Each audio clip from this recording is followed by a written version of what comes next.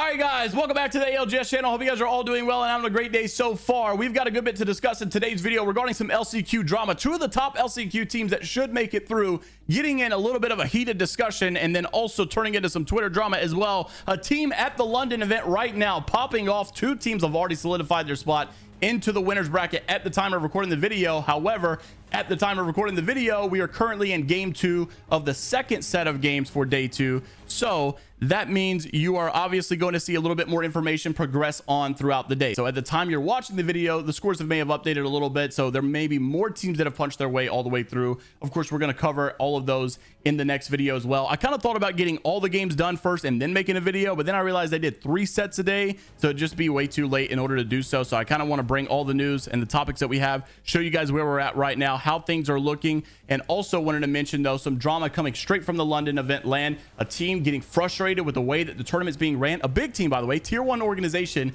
and calling out the people that are running it as well. We'll see if obviously anything changes going into the future. We do have some updates to talk about champs, so make sure to like the video, subscribe to the channel if you guys want to stay up to date all things Apex Legends esports related. It would not be a normal intro if I didn't tell you I've already recorded this video twice, just to realize that my Spotify playlist was blaring in the background, so I had to redo it. So hopefully all is well now. Let's go ahead and dive right into this. First thing that I wanted to make mention of was coming from I'm Madness. You guys know, formerly Wildcard, with Shuby, with Alberlelli, a very good team. And if I had to honestly guess, I would say this is a top 1, top 2 LCQ team that should make it through.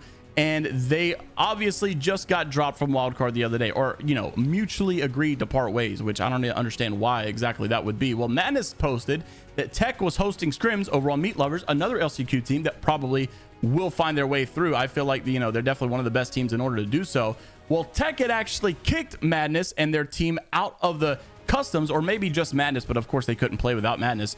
And so Tech kicked him out, and then Madness posted that he got kicked because he called him a moron. I love having my practice gate kept by a guy who has been unsigned for over a year. Absolute man child and power trip loser. No shock, it's easy for you to have players to keep leaving you. So this, of course, is a little bit out of hand. It gets a little crazy. People in the comments, you know, go crazy, like, are you angry? Are you gonna cry? Welcome to the club. What is this primary school drama? People basically going all over the place. Now, I do want to say that I do find it weird that, of course, Tech's been kind of like hosting these for quite some time, so fair play to him. But I do think it's weird that, you know, you could have a player run these things and gatekeep someone out of doing so. On the flip side, you know, should you be name calling each other? Should you be getting into arguments? Is that a childish thing to do to begin with? You know, just go there and show it to practice and don't cause drama. You won't have this problem to begin with. So obviously you can see it from both sides of the fence. Interested to see what you guys have to say though. That's the current drama in the LCQ world. Now for the big boys that are playing at the London event land right now,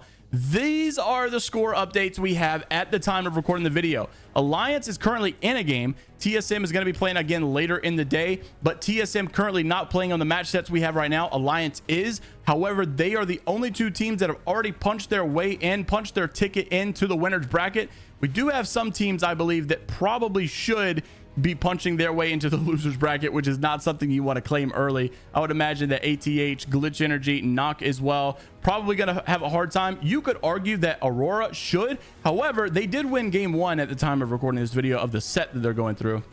I don't know if Aurora could really pull it off. One thing we need to mention though is Optic Gaming. What in the world is going on with Optic Gaming? I have no idea. Having a little bit of a rough set. 13 points in their first one obviously is what set them back so much. They did have a little bit better of a second one, but they're obviously going to have a big third one that they play as well. Also, Furia not doing too hot. Northeption was an APAC North team that I had doing pretty good, not doing too good on this one. NRG, we're going to talk about them as well. Really rough time right now.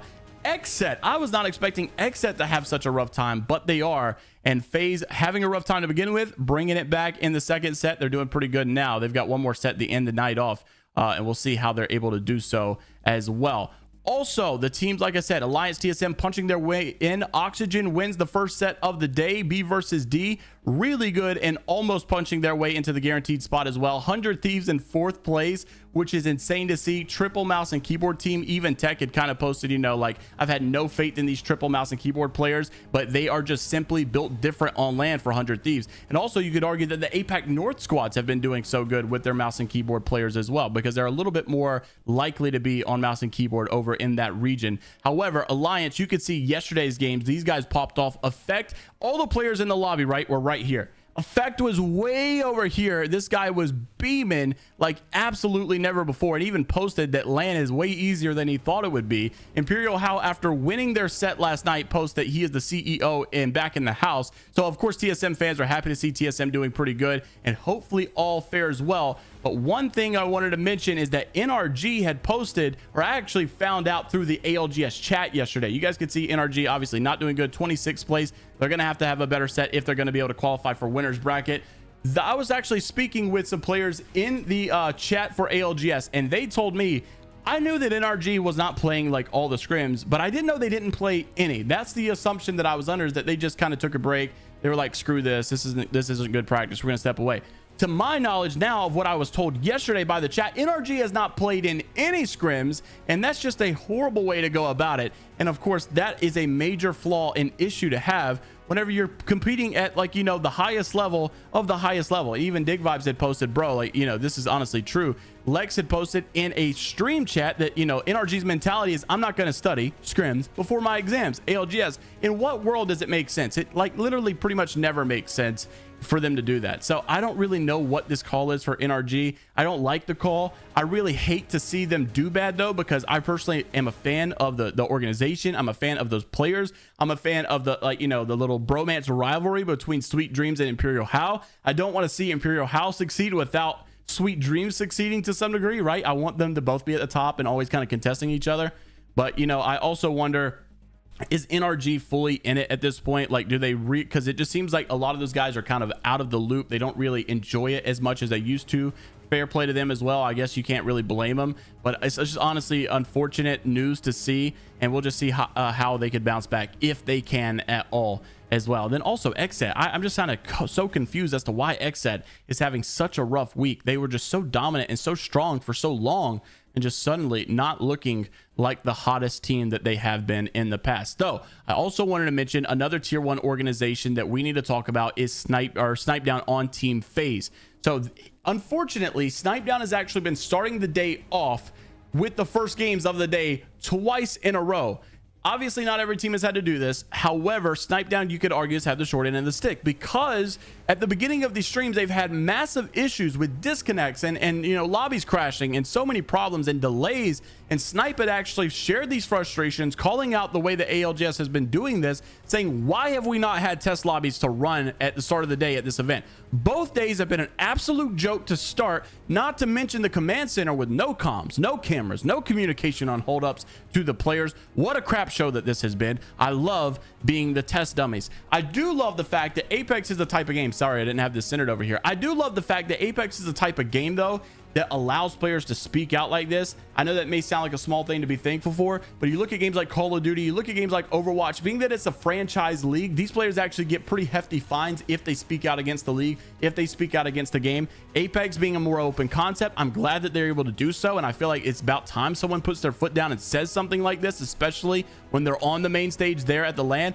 Albert Elliott also posted that it's really unfortunate because the game and the viewers deserve so much better, and I could not agree more. So it just seems like there's been a lot of technical issues, a lot of, like, you know, no testing at all, just kind of jumping into it, hoping that it works out. It's just a really bad experience for the viewers, and I would imagine probably for the players as well. And the lobby, or the chat, has been kind of like really negative in roasting, you know, the casters, roasting the production crew, roasting the game, roasting the event. And of course, when TSM plays, everybody's a little bit more chill. They love TSM. But for the most part, man, it just seems like that Apex has really got to get it together on how they're going to run this stuff. Interested to see what you guys have to say down in the comment section below. Make sure to like the video if you guys did enjoy, and subscribe to the channel if you guys want to stay up to date all things Apex Legends esports related. And we'll keep you guys updated tomorrow with the updated games as well. And then we are actually going to do a watch party for Match Point Finals on Sunday morning. Thankfully, it's at 11 a.m., so I don't have to wake up too early. So make sure to be here on stream on the YouTube channel live, and I'll see you guys then. Take care of yourselves, and until next time, I'll see you all later, Gators.